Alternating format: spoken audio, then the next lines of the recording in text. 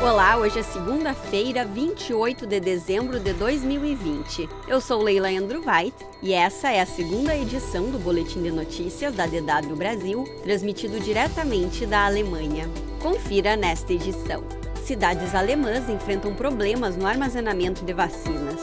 Jornalista chinesa é condenada a 4 anos de prisão por cobertura do coronavírus em Wuhan. Azerbaijão volta a acusar a Armênia de ataques em Nagorno-Karabakh. Algumas cidades alemãs vivem atrasos no recebimento e aplicação da vacina contra o coronavírus. O motivo é que algumas doses da vacina da Pfizer-BioNTech podem não ter sido mantidas resfriadas o suficiente durante o transporte. A vacina precisa ser armazenada a 70 graus negativos. Depois de sair das temperaturas ultrabaixas, ela é transportada em caixas térmicas e tem que ser mantida a temperaturas entre 2 e 8 graus para se manter ativa por até 5 dias. No entanto, houve problemas em algumas caixas térmicas. Em uma das caixas, em uma cidade da Baviera, por exemplo, a temperatura chegou a 15 graus. Agora, as cidades aguardam para saber se as vacinas ainda podem ser aplicadas com eficácia e segurança. Em um comunicado, a BioNTech disse que a empresa é responsável pelo envio das vacinas para os 25 centros de distribuição alemães. Quando chegam a esses centros regionais, estados e autoridades locais são responsáveis pelo envio aos locais de vacinação e para as equipes móveis. Uma jornalista chinesa que noticiou os casos de coronavírus em Wuhan, na China, foi condenada nesta segunda-feira a 4 anos de prisão por um tribunal de Xangai. Jiang Jiang viajou para Wuhan em fevereiro. Em maio, ela foi detida pela polícia de Xangai. A jovem de 37 anos foi condenada por causar distúrbios e procurar problemas.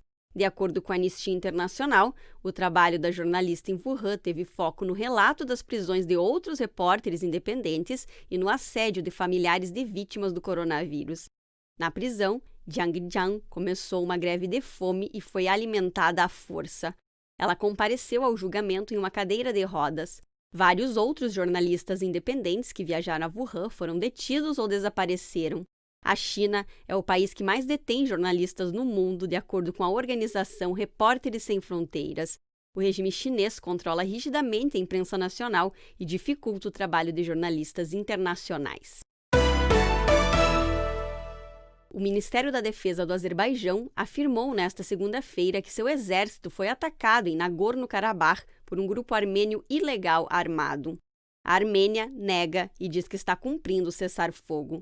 De acordo com o Azerbaijão, o ataque ocorreu no domingo, provocando a morte de um soldado azeri e de 6 pessoas do grupo que efetuou o ataque. A região de Nagorno-Karabakh é um enclave étnico armênio situado dentro do Azerbaijão.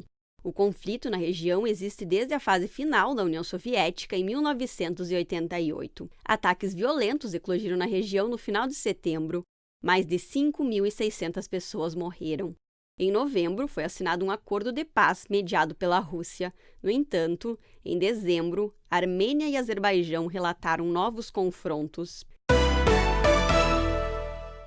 Cerca de 1.300 refugiados estão desabrigados, vivendo na neve e em temperaturas negativas na Bósnia. Na véspera de Natal, a Organização Internacional para as Migrações fechou o campo de refugiados de Lipa, perto da cidade bósnia de Bihać, deixando centenas de pessoas sem ter para onde ir. A organização já havia ameaçado fechar o acampamento se nada fosse feito para melhorar as condições de vida dos refugiados, que não tinham rede de água nem eletricidade. Revoltados, alguns refugiados incendiaram suas tendas, destruindo grande parte do local. O destino dos refugiados é incerto. Alguns devem tentar chegar à Croácia. Outros devem buscar abrigo em florestas ou edifícios abandonados. Os campos oficiais já estão lotados. A União Europeia criticou o descaso com os refugiados na Bósnia, mas não ofereceu nenhum plano claro de ajuda. Autoridades americanas afirmaram neste domingo que o autor da explosão de um carro-bomba na cidade de Nashville, na manhã de Natal, é um homem de 63 anos. Ele morreu no local. O atentado deixou 3 pessoas feridas e danificou mais de 40 estabelecimentos comerciais. Peritos do FBI identificaram amostras de DNA na cena do crime que pertenciam a Anthony Warner. Antes da explosão, a polícia recebeu relatos de troca de tiros. Os agentes que foram ao local não constataram nenhum sinal de tiroteio, mas encontraram um motorhome emitindo uma gravação que avisava que uma bomba iria explodir em 15 minutos.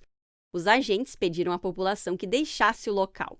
Minutos depois, houve a explosão, que foi sentida a vários quarteirões de distância. As autoridades ainda investigam a motivação do crime. Mais notícias você confere no nosso site. Acesse dw.com/Brasil.